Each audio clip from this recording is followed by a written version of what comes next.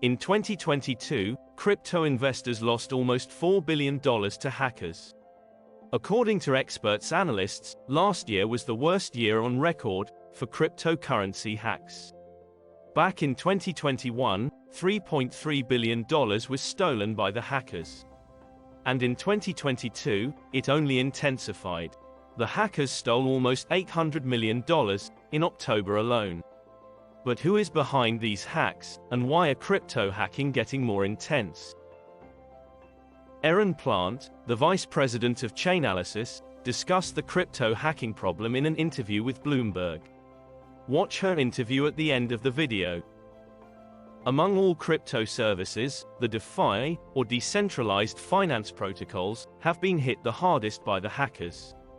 DeFi protocols determines how users can use their virtual currencies on the blockchain network.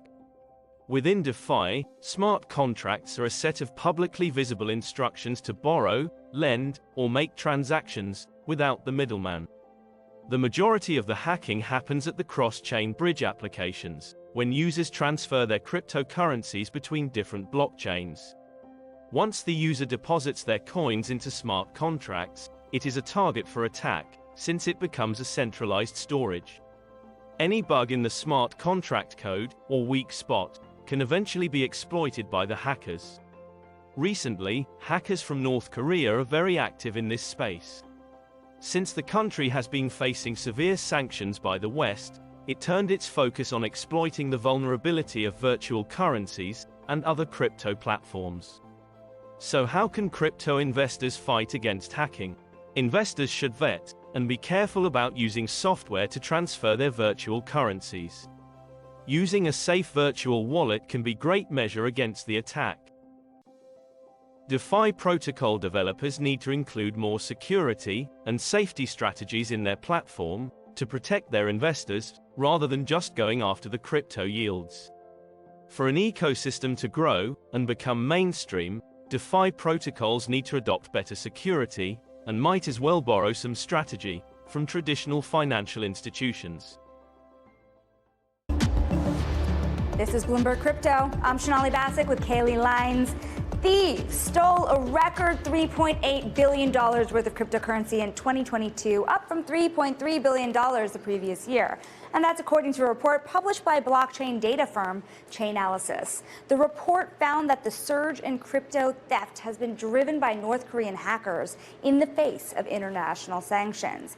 The vast majority of the hacks targeted DeFi protocols in a blow to decentralized finance. More than 82% of the hack victims were DeFi protocols, with many cross-chain bridges being targeted specifically. They're the protocols that let crypto users move from one blockchain to another. So to talk more about this now is Erin Plante. She's the Vice President of Investigations at Chainalysis. Erin, thank you so much for joining us. We're talking about DeFi being the bulk of the issue here when you're looking at hackers targeting certain protocols. But what does this mean for DeFi moving forward? Does the industry have a shot at turning this trajectory around? It does. The targeting of DeFi is inevitable of new technology and new innovations. There's an increased focus as these attacks have increased on cybersecurity at the front end to stop the attacks altogether. There's a lot of effort from cybersecurity companies in the private sector, as well as public sector agencies around the world, to tackle the front-end attacks of these DeFi platforms.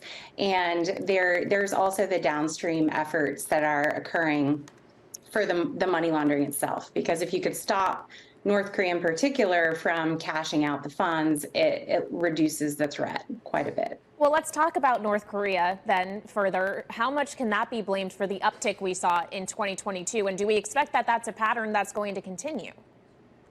Yeah, so the increase in stolen funds by North Korea is about fourfold what it was the previous year. So they made off with about $1.7 billion. So it's a significant amount of those stolen $3.8 billion. And as research has showed, it's the money is being used to fund their missiles program. So it's a national security threat around the world. the public and private partnerships in this space is key. A lot of that $1.7 billion is still sitting on chain, so we are actively working with agencies around the world to freeze portions of that funds whenever possible. We work really closely with the NCSC within the Korean National Intelligence Service, and just last week, we worked together to trace over $1 million of DPRK stolen funds to a US DC wallet, and working together with our law enforcement partners as well, we were able to get that one blacklisted. So there are significant efforts in this space, and I really believe that the primary way that we're going to stop North Korea from stealing funds is to make it less lucrative for them. And as much of these 1.7 billion that we can seize back from them before they're able to convert it to fiat is really, really important.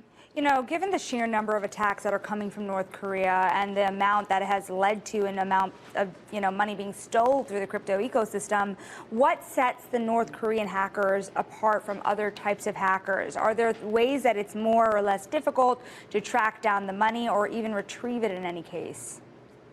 They're extremely sophisticated, both in their attack vectors as well as their money laundering. So they really attack crypto platforms from all possible angles. They leverage sort of age-old hacking tactics of malware and phishing, but they also have become very sophisticated in code exploits, where they actually find vulnerabilities within the code of DeFi platforms, and they exploit that code directly within the smart contracts to make off with funds from those protocols. So they are evolving as the technology evolves.